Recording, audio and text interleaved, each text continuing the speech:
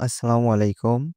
চলুন আজ আমরা জেনে আসি মহানবী হজরত মুহাম্মদ সাল্লাল্লাহু আলাইহি সাল্লাম এর জীবন থেকে নেওয়া কিছু গুরুত্বপূর্ণ প্রশ্ন ও উত্তর।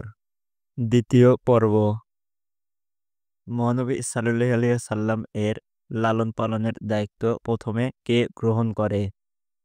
তার দাদা আব্দুল মুত্তালিব। মহানবী সাল্লাল্লাহু আলাইহি সাল্লামকে দুধমাতা হিসেবে লালন পালন করেন কে? হালিমাতুস সাদিয়া। মহানবী সাল্লাল্লাহু আলাইহি সাল্লাম কত বছর বয়সে বিবাহ করেন এবং তার স্ত্রীর নাম কি?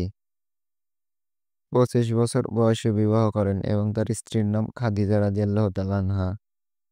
মহানবী সাল্লাল্লাহু আলাইহি সাল্লামের উপর প্রথম ওহী কোথায় নাজিল হয়? হেরা গুহায়। মহানবী সাল্লাল্লাহু আলাইহি সাল্লামের উপর প্রথম ওহী কোন আয়াত? সূরা আলাকের প্রথম 5 আয়াত। মহানবী সাল্লাল্লাহু আলাইহি সাল্লাম কত বছর বয়সে নবুয়ত লাভ করেন? 40 বছর বয়সে।